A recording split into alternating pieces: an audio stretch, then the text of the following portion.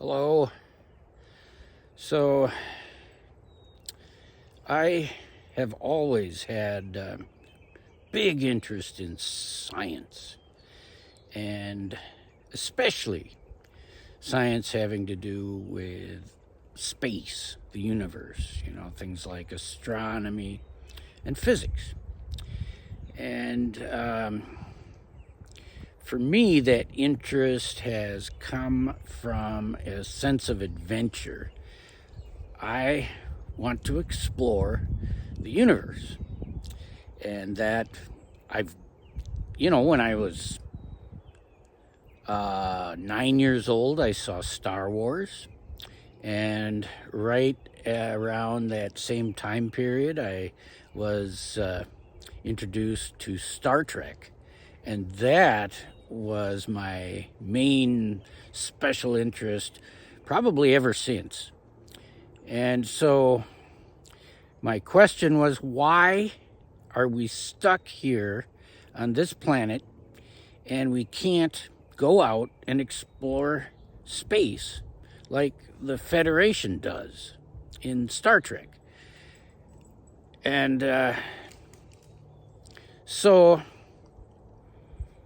I wanted to figure that out. Of course, more recently, I've discovered that the speed of light really is a thing, and the very structure of the universe seems to forbid us from going very fast and getting anywhere.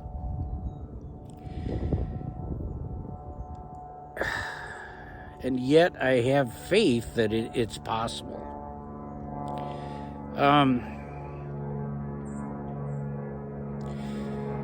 So when I was 14, 15, something like that, I decided that I wanted to have a medical career. I wanted to be a doctor. And I used to fantasize and pretend that I was one. When I was a little kid, I actually pretended to be a trauma surgeon, and my teddy bears would get in motor vehicle accidents, and I would save their lives, and I loved it. And then came my interest in the brain, neurology, and that was around age 14, 15, and I received some old books about medicine and neurology, and I studied those. And looking back, what I was most interested in was really psychiatry.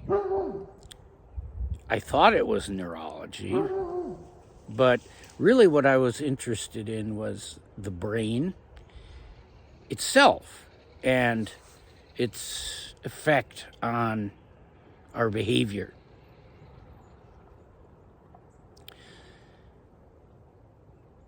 And then I had some family members who had psychiatric issues. And at that time, it was pretty stigmatized to have psychiatric illness. And at that time, new medications were coming out that actually worked for treating it. And the philosophy at the time was that there's no reason to be ashamed of mental illness, and it is a broken brain. And there was a book by that title, Broken Brain, and you take medication and it fixes it. And to some extent that seemed to be the case, like with my family members. And I went to medical school and met psychiatrists. And that was the time when managed care was taking hold. and the psychiatrists were rather unhappy people. So I didn't think that I really did want to go into psychiatry after having met them. And so I went into internal medicine, hospital, and critical care, where my study of physiology and pathophysiology was the important thing, and I enjoyed that.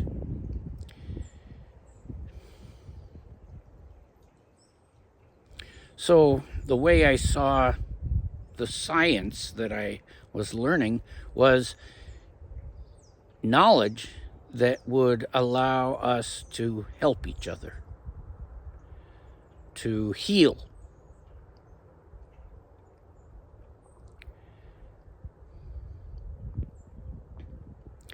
But over the last few decades, what I've been up against is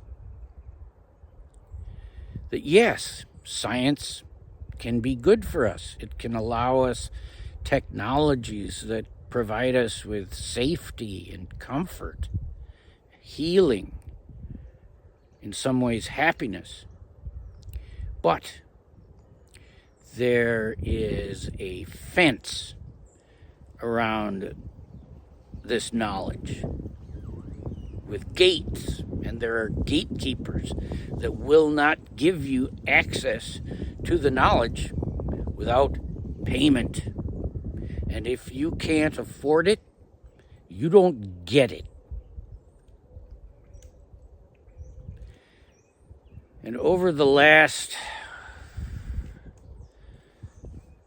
10 years or so, this seems to have become extreme. Really longer. Pharmaceutical prices, price of cancer treatment,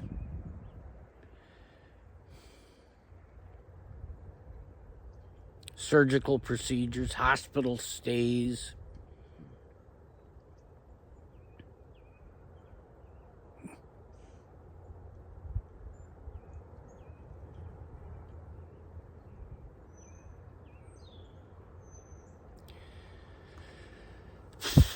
So I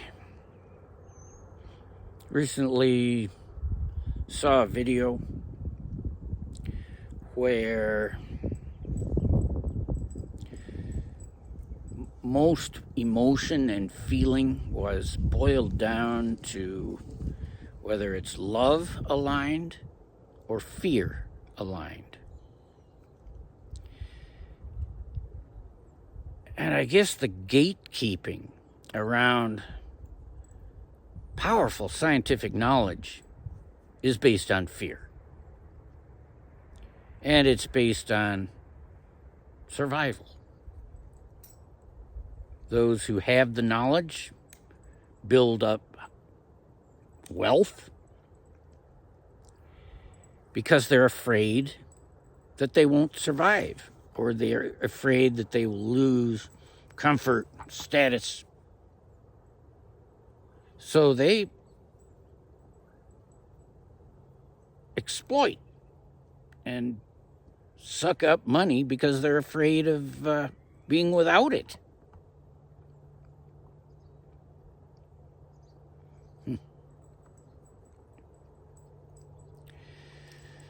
Suppose that we as a collective had the assurance that we're going to have a place to live, and a reasonably comfortable one. We're going to have food to eat, and it's going to be reasonably tasty and nutritious. We're going to have access to that which can relieve pain if we have been injured. We're going to have access to relief for acute suffering, at least.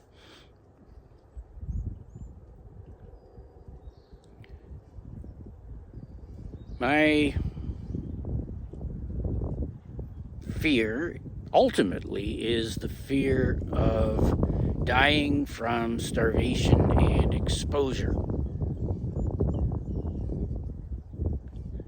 I'm pretty certain that a lot of fear boils down to that.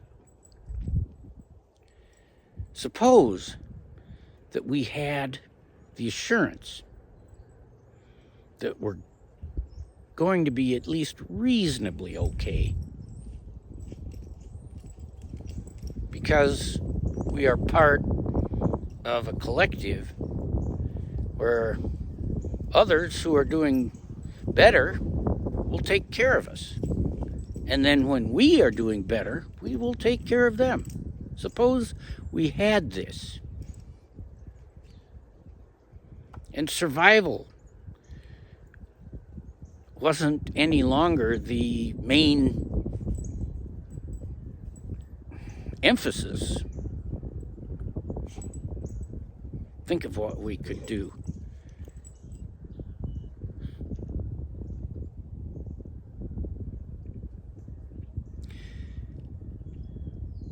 You know, right now, I'm doing well enough. I've got my food, shelter, clothing, assurance of being able to survive, at least for the foreseeable future. So that allows me the luxury of studying and thinking more deeply.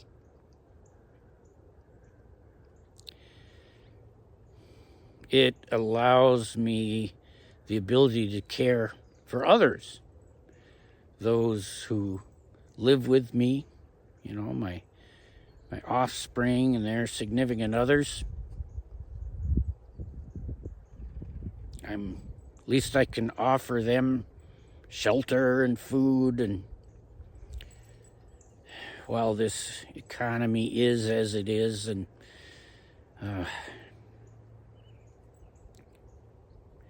it allows me to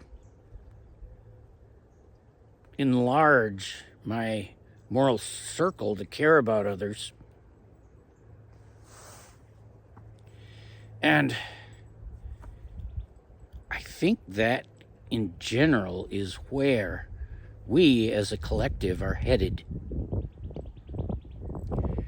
Right now, the old hierarchical, I suppose you could say patriarchal ways are being exposed and are crumbling.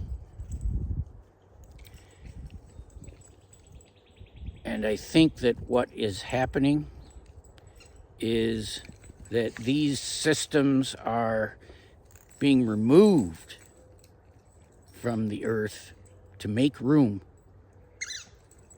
for the new earth,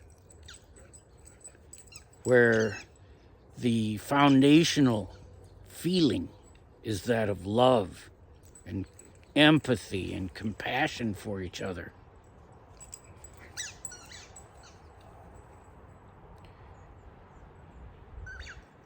And we'll leave the fear behind, and then we will have that environment where we can thrive.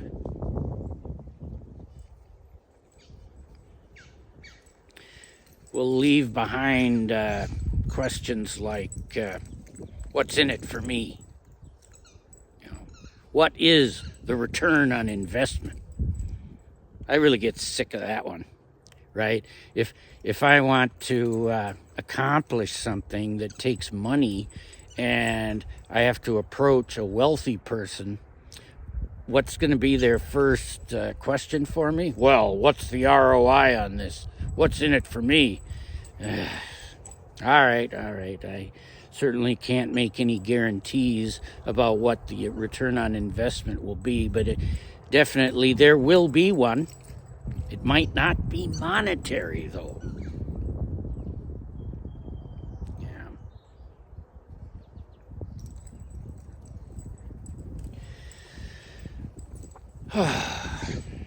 Yes, we are on the threshold of the new earth, And the way things are feeling right now, well, it's only temporary. You know, the fear, the dread that comes from watching the news, or that comes up in our own minds when we are in survival mode, temporary. It might be pretty rough right now, but it will pass. And we are just on the precipice, just on the boundary of that wonderful new earth that is coming. And how do I know this? My spirit guides, among other sources.